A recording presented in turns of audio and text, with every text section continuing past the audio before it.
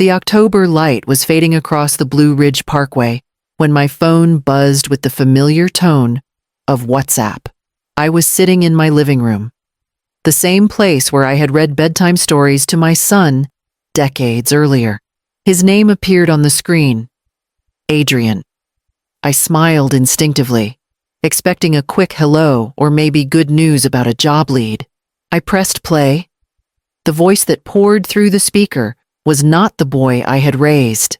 It was sharp, resentful, heavy with venom I had never heard before. I wish you had never been my mother. Useless. The words struck like a sudden blow. I froze, phone still in my hand, eyes fixed on the mantel where the clock ticked steadily, indifferent to the collapse happening in my chest. The silence after the message was worse than the insult itself. I tried to call back, but the line went nowhere. He had blocked me. I sat unmoving, breath shallow, as memories surged. Adrian at 5, clutching my hand on his first day of school. Adrian at 16, sitting silent in the car after his father's funeral, my hand resting on his shoulder, promising him we would carry on together. Every sacrifice, every night shift at the hospital, every meal I skipped so he would have enough, all of it funneled into this one moment of rejection. The house around me, once filled with his laughter, now felt cavernous. I stared out the window at the ridges darkening against the last of the sky, wondering how the years had turned into this. I stayed there until the cold seeped into my bones, holding the weight of his words and knowing something inside me had shifted. The shift carried me into the long night, where memory and resolve began to intertwine. Sleep did not come easily that night. I lay awake, listening to the creaks of my old craftsman house, every sound pulling me back through years I had tried to keep buried. I thought of the long corridors at Mission Hospital in the 1980s, when I first wore the blue nurse's scrubs and carried more weight in hope than in money. Double shifts were common then, 12 hours that stretched into 16, sometimes 20.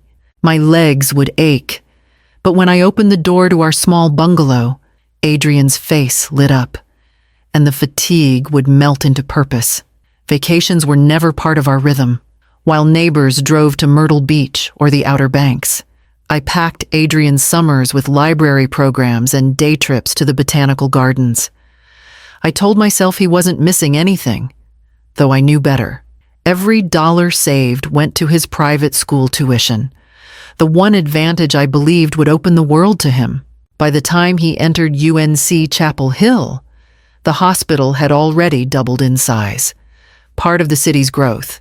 My wages grew modestly, but not enough to cushion the blow when the 2008 recession drained my retirement savings. Still, I signed the checks for his tuition, cutting corners wherever I could. Men did come into my life. Kind men who offered dinners, companionship, even the idea of remarriage. Each time I stepped back, I told myself Adrian needed stability more than I needed love. So I stayed single, pouring my devotion into one role, only mother. Now, lying in the quiet of my Asheville home, I wondered if devotion had crossed into something else. Had I given him so much that he believed everything was his by right? Was his anger born of my sacrifice? As the clock neared dawn, those questions pressed harder than sleep, and I felt the pull to seek the truth beyond my walls. By morning, I could no longer sit with only my thoughts. I needed to know whether Adrian's words were an outburst or the reflection of something deeper. So I drove into town, heart heavy, telling myself I was only running errands. My first stop was a bar off Merriman Avenue, a place I knew he sometimes visited with his friends. The bartender, a man with silver hair and a tired smile, poured me a coffee when I asked about Adrian. "Nice kid," he said at first, but then he leaned closer, lowering his voice. "He likes to brag after a few drinks. Says his mom pays for everything so he doesn't have to lift a finger." Folks laugh, but it never sat right with me. I thanked him quickly and left, hands trembling as I reached for my car keys. The words stung because they sounded rehearsed, not the slip of a drunk tongue. Next, I stopped by the gym near Biltmore Park, where Adrian kept a membership under my account. The receptionist, a young woman with bright nails tapping against the counter, smiled politely. When I asked if he came often, she nodded. All the time. He told us once he fakes job interviews to get cash for new suits. Said it was the easiest hustle in the world. Her laugh faltered when she saw my expression. I drove to Asheville Mall as the sun dipped behind the mountains.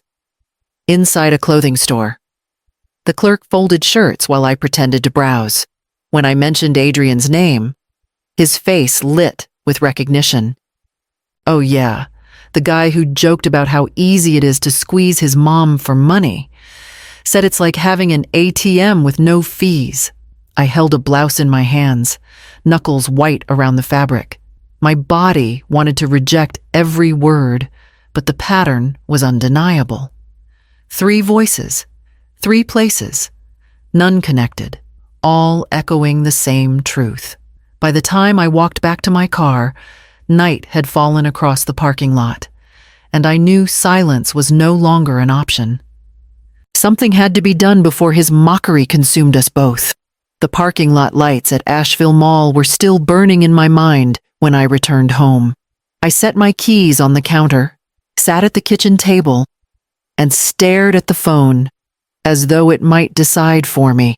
For nearly an hour, I paced the length of the living room, touching the framed photographs of Adrian in his graduation gown, in his soccer uniform, at the hospital steps the day he was born.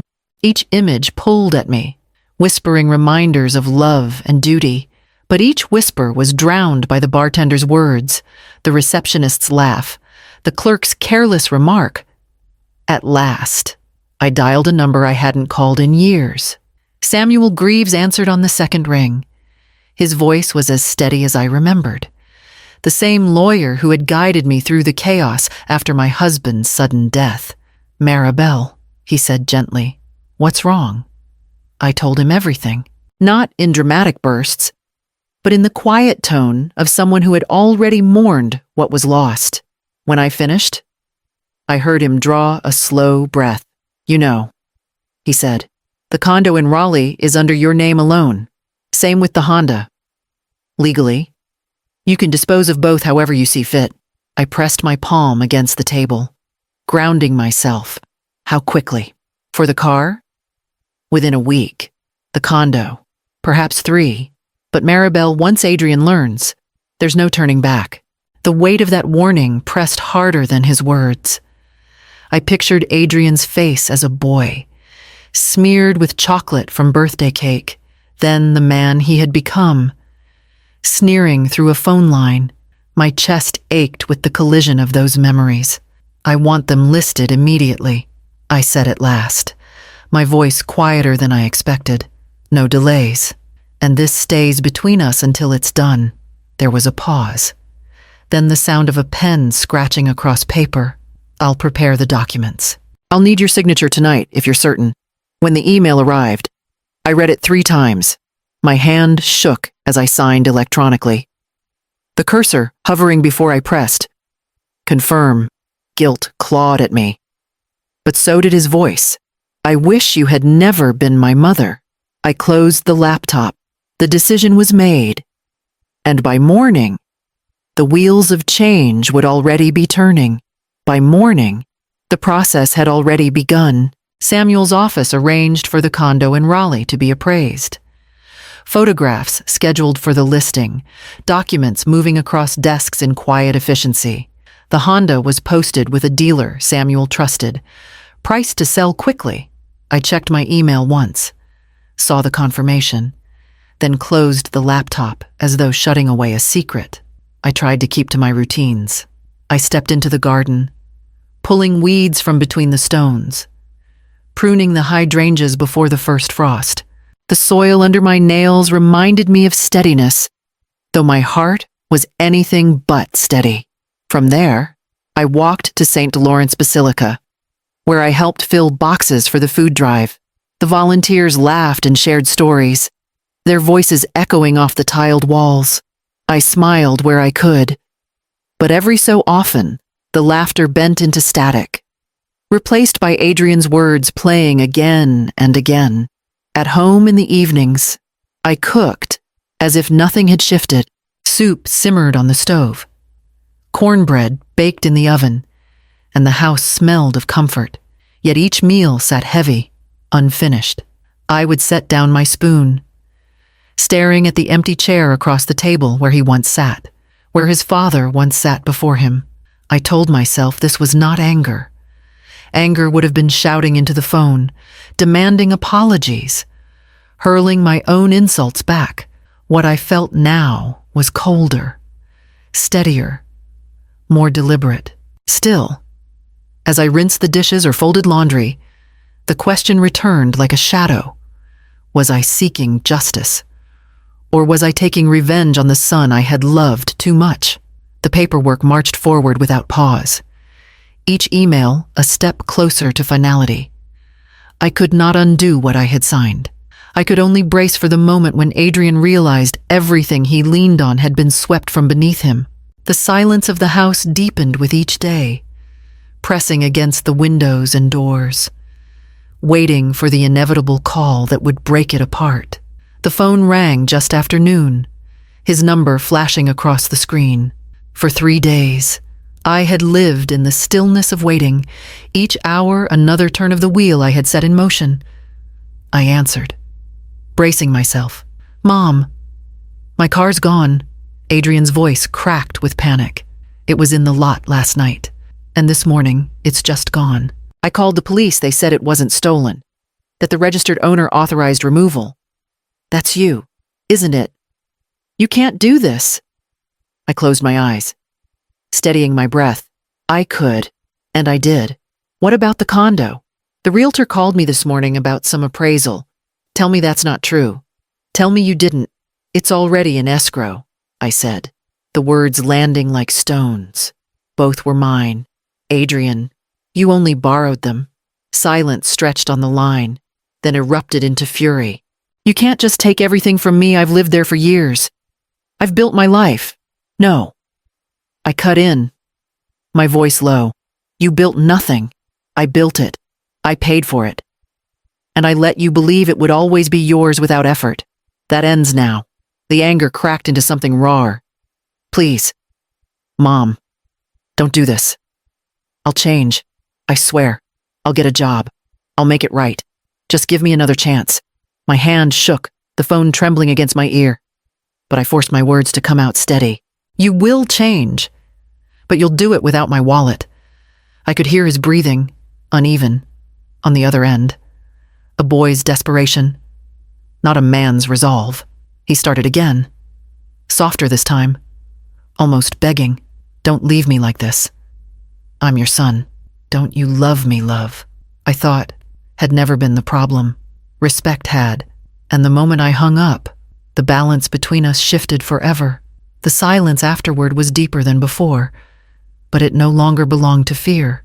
It belonged to consequence, and I knew he would feel it long before he found where to place his feet again. Word traveled quickly.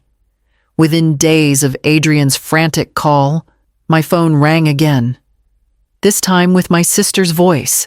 Lucinda insisted we gather, just to talk things through. I agreed, though I knew what awaited me. We met at my dining table, the same one where holiday dinners once stretched long into the night. Lucinda came first, clutching her handbag tightly, followed by our cousin Elias and Adrian's Aunt Gloria. They exchanged wary glances before the questions began. "He's just lost," Gloria said, smoothing the hem of her jacket. "Young men make mistakes. Selling his home and car. That's too much. He's not a criminal." "Maribel," Elias added, leaning forward. "He's your only son." I listened, letting the words wash over me like a familiar hymn. Then I spoke. Each sentence measured. I told them about the bartender who heard Adrian brag that his mother was an endless purse, the gym receptionist who laughed about his false interviews, the clerk who repeated his words about squeezing me for money. I laid out each fact, each humiliation like stones on the table between us. Silence thickened. Lucinda's face softened, then tightened again as though she had been holding something back. Finally, she sighed. He came to me last spring, she admitted quietly. Said he needed a small loan, just a bridge until he found work. I gave him $2,000. He never paid it back. And when I asked, he got defensive. Gloria's eyes widened. Elias shook his head. The defenses crumbled without further debate. For the first time, I saw in their expressions what I had lived with in private recognition that Adrian's story had never matched his reality. The room settled into uneasy quiet, the kind that follows a truth no one can deny. I felt neither triumph nor relief, only the weight of their understanding pressing alongside my own.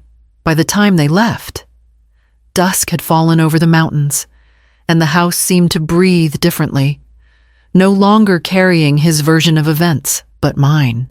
It was then I understood that his story had begun to collapse outside my walls, and the next collapse would be his own. The days that followed carried the weight of shifting skies. Friends of friends, neighbors of neighbors. Each seemed to know a piece of Adrian's movements. He had taken a room in a rundown boarding house near downtown Asheville. Nothing more than a narrow bed and a shared bathroom.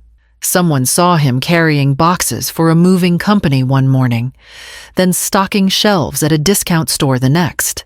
The boy who once sat behind the wheel of a new Honda was now walking across town with his shoulders hunched, thinner, unsettled. A letter arrived on the 5th day, thick with pages folded carefully into an envelope addressed in his hand. I opened it at the kitchen table, eyes scanning lines that spoke of regret, reflection, and promises of change. He wrote about sleepless nights, about realizing the value of what he had taken for granted. The words were eloquent, almost rehearsed, like a speech polished too many times before being delivered. I read every line, then folded the letter and set it aside. The polished tone felt too much like the Adrian I knew best, the one who performed rather than confessed. Later that evening, I took out a single sheet of paper and wrote back. I read your letter. I began, reflection is not change. Change is not measured in days or even weeks. Real change takes years, and it is seen in actions, not words. I signed my name without flourish, folded the page, and sealed the envelope. The following morning, I drove along the Blue Ridge Parkway, the mountains rolling endlessly beside me. I parked near Craggy Gardens, where I once hiked with Adrian when he was small, his hand warm in mine as he asked about every bird we passed.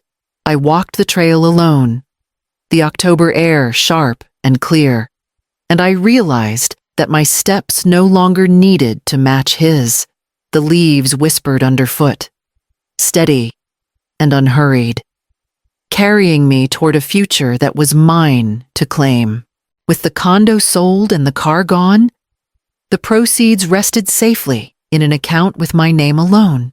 For the first time in years, I felt the ground beneath me steady rather than borrowed. I met with a financial planner downtown and arranged an annuity, the kind that promised stability well into my later years. No more uncertainty, no more waiting for the next request to drain what I had worked for. I also knew I wanted a portion of that money to serve something larger than myself.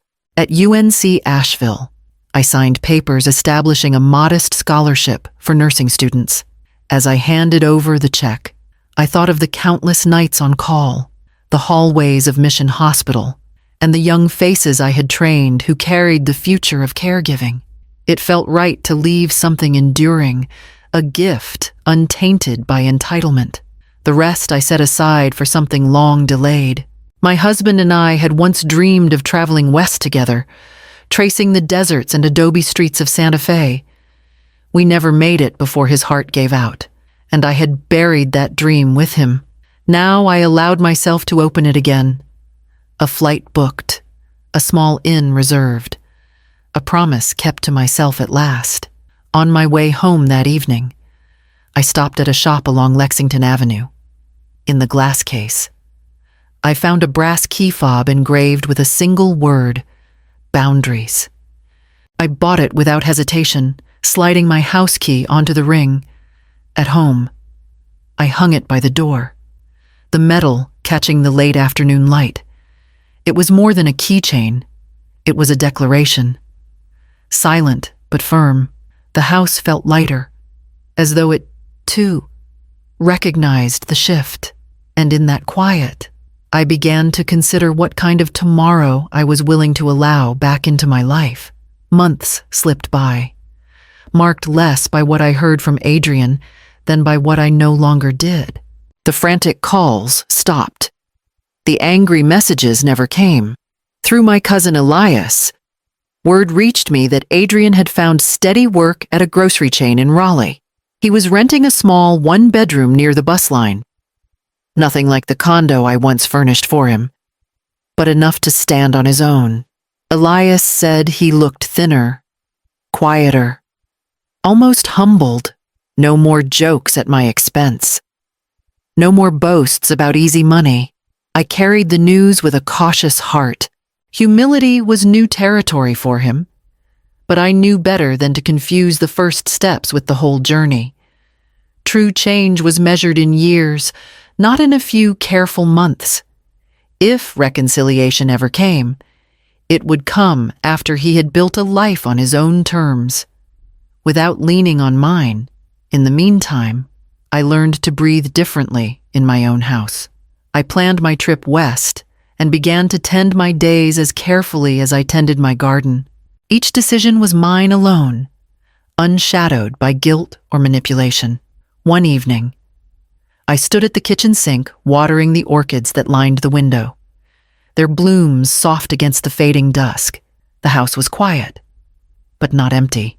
Peace had moved in, filling the spaces where conflict once lived. I touched the brass fob on my keyring as I turned off the faucet, the engraved word catching the last of the light. Boundaries had become my inheritance to myself, one I would not surrender again. If he knocked one day, I knew the decision would rest entirely in my hands, and on the terms I had chosen.